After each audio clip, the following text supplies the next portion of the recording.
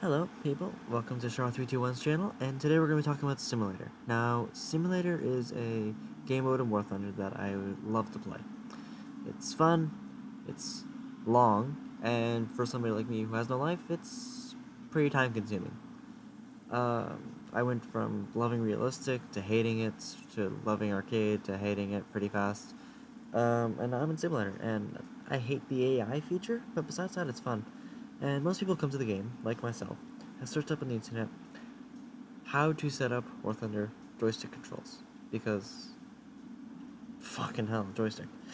Um, it's a pain in the ass to say the least. You can't really find too many good updated videos, so I thought I'd post one under my own experience. Remember, this is just my own experience. If I screw up your game files or blow up any computers, I do not qualify or contain any of that info for that it may happen. Anyways, so you might be wondering, well, why don't I just use mouse? Well, for somebody like me and probably a lot of you other people out there, you guys like to play with joysticks. You play Stalingrad, you play IL-2 by 1946, you play Rise of Flight, DCS, etc., etc. And we probably all know how to set the control, but sometimes people struggle with War Thunder because War Thunder is very, very specific and very much an ass when it comes to controls. Anyways, so what you first want to do is you want to go to controls, as obvious. And what we're going to set up first is we're going to set up, make sure I'm filled with controls by the way, we're going to set up the way your joystick moves. Now, if you've already tried to play joystick once, you realize when you pull or maneuver anywhere, it's jerky. It's really, really jerky, and it pulls everywhere, and you just can't get your aim on something, and it's really hard. So, how I decided to fix this is by blowing up my PC. And that's problem solved. No, I'm joking. We're going to go to main control axis, and I'm going to tell you three things right now. Roll sensitivity, pitch, and yaw. Roll is your ailerons, one on each wing. You roll. Pull your joystick to the right, it's going to go roll right. If you pull the joystick to the left, it's going to roll left. Your pitch is your elevator. You pitch down, so when you put your joystick down, you're going to nose down, depending if you have it inverted or not. If you pull your joystick back, you're going to pitch up or pull your aircraft up. Yaw is the rudder. So, what I'm telling you guys right now, roll sensitivity, this is my personal preferred roll sensitivity because I like to roll really hard with my aircraft. I tend to use it a lot. But, so that's at 99% for me. But pitch is 47 and yaw is 43. I'll tell that because they are sometimes the main axes that cause you to jerk everywhere. You pull a little too hard, you don't want to let go. That's what probably is going to happen most to you because you want to get on that target. You're going to jerk around like crazy. It's insane how much jerking there is, so I don't know. And don't take that in any dirty way. Thank you. Probably too late. So, I have a... Oh god, I forgot. Logitech 3D Extreme Pro. Yeah. And this is probably what most of you are going to buy. It's cheap, it's easy to get, and it's easy. So, as you can see, I'm pulling my joystick to the left and right, and you can tell I've already set it up in a certain way, where I pull a little bit at first, I don't roll that hard, but when I really start to pull, it jumps before the joystick even gets over there. I have this set up by multiplier. Multiplier multiplies how many forces actually go in there, so if you pull just a little bit, it's going to multiply. It's going to multiply how much it actually goes through. So I have that set to 1.35. Like I said, this is just my preferred one. Everything's really trial and error, but this might be a basis for you to go off on. You can change it as you please. Pitch axis, like I said, is your elevator. I have this set to 0.9 for the multiplier, and correlation is -5. I'll tell you why. When you pull back, look, it doesn't go all the way. And you might be saying, well, sorry, that's stupid. It's actually really good. I'll tell you why. Let's say you're pulling a dogfight. You're pulling, right? You're not paying attention. You accidentally pull back too hard. What are you going to do? You're going to flat spin. You're going to flat spin and you're going to hit that ground. That's the problem. I have it set to 0.9 and the correlation is -5, so it doesn't pull all the way. But since the correlation is at -5 degrees, right? It pushes down all the way, so you don't have that push down problem. So you have good pull back, good push down. And when you pull back, you should just see the smoke off your wings. You should see the aircraft shaking like crazy. that is just at your prime stage, where it's just about to flat spin, but it's not there. It's right at the edge there, and it's beautiful. And then we have the yaw axis. Now, I turned my yaw axis down. I have the dead zone set to 0.385, and I have the multiplier set to 0.73. This is because, if you look over here, you're saying, holy crap, Shar, why do you have it set so low? Well, let's say you're flying and you're like moving your controller everywhere, right? You don't want to roll over, but then have your joystick use the elevator. You don't want to have that, it's not the elevator, the rudder. You don't want that rudder interfering with movements you don't want. You want specific movements when you really want it. And this is why I have it set up like that. So, as you can see, I'm just pushing my joystick left and right, and it's already causing the rudder to move.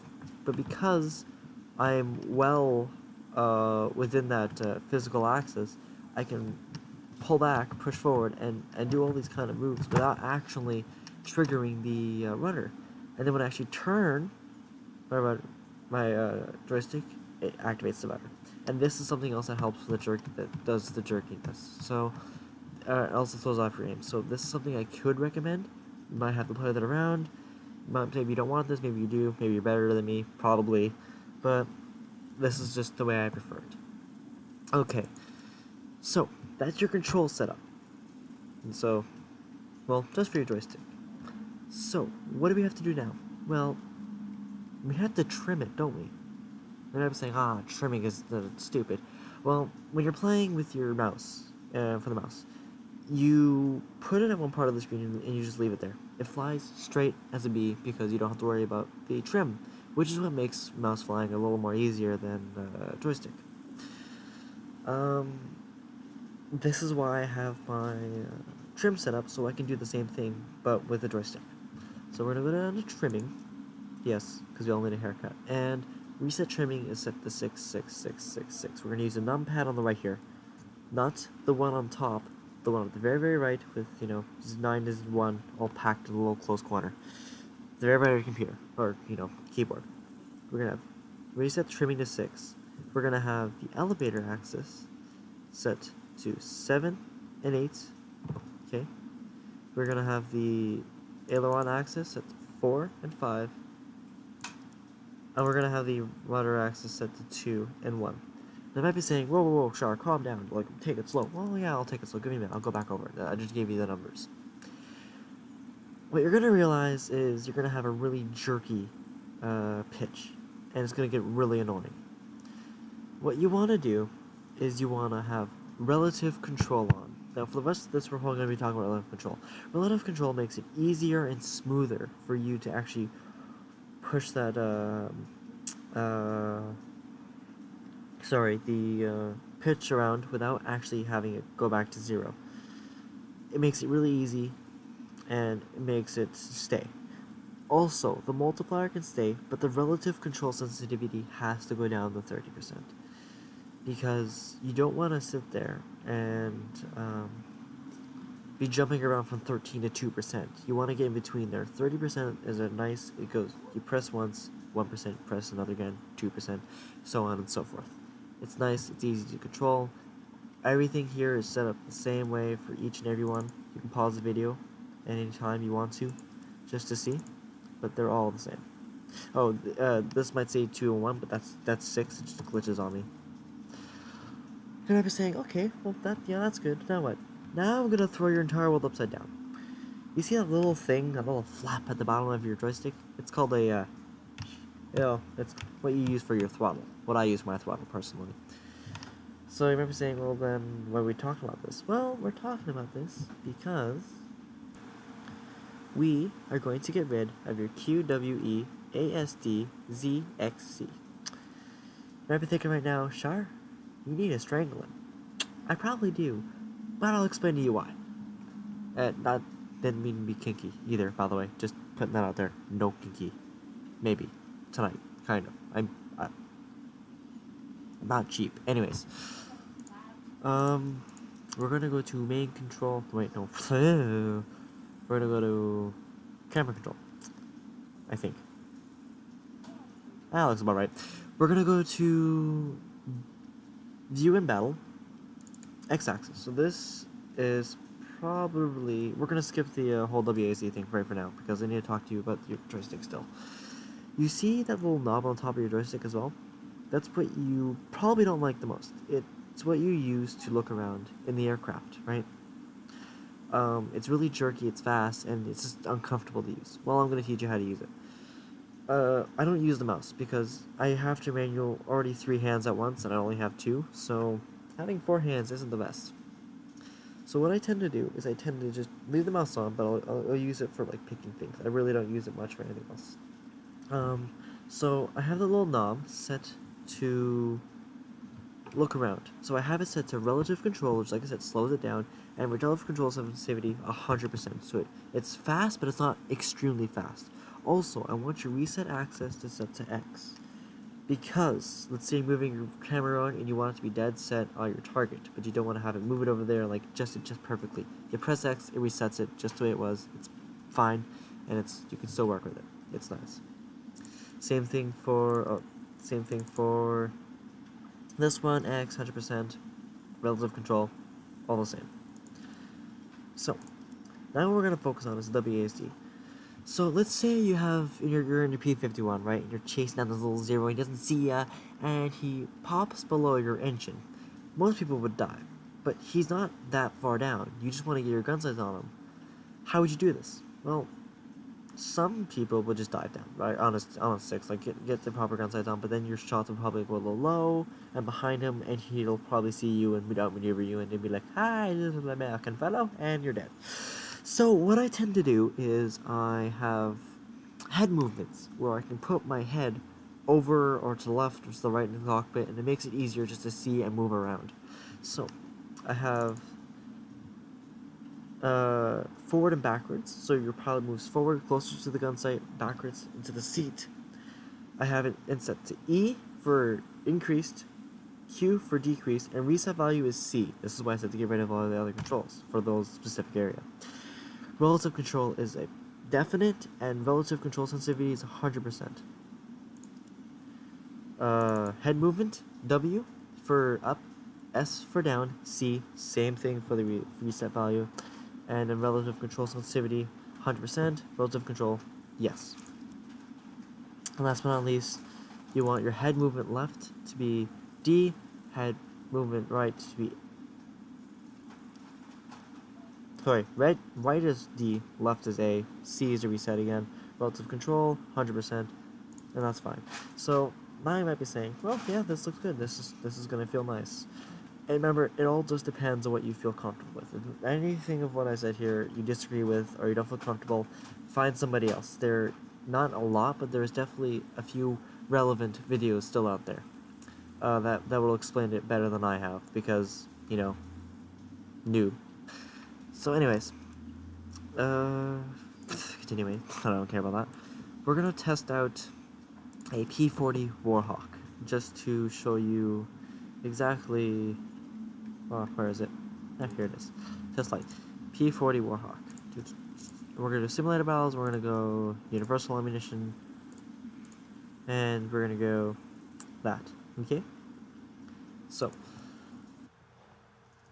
I'm going to show you how it feels to have the setup that I showed you, because you probably have already tried it out yourself. You already know how jerky it is. So, moving my mouse right now, my thing does not move.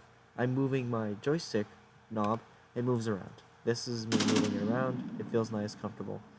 So, next I push W, see, it goes up, S goes down, W goes up, A goes right, D goes left, E pushes myself back, and Q will push me forward. Now I press X, I reset that camera, I press C, I reset that camera. I have to wait till I repair now because I forgot my guns, damn me. But, so, now what I'm going to do is I'm going to turn on my engine, the die, and I'm going to increase my throttle with my, of course, joystick, because I have it there. And then you should see that your rudder acts a little bit weirder. You probably have to pull a little more to each side, but for the most part, it responds decently. nosing down right now. And if you see any like really wobbly things, that's usually me. Whenever I get close to a target, I tend to just put my hand everywhere, like there is no proper control of me. So yet again, we're going to talk about the trimming. So now you can't really let go, can you? You don't want to, you know that if you do, you're going to have problems. So what you want to do is you want to get to cruising speed. Cruising speed is that kind of speed where it's like, it's just right, you're not overspeeding or underspeeding, you're at your optimal speed. Which usually means you have to stay in a straight line. But usually you can probably do this just as you're coming off the airfield.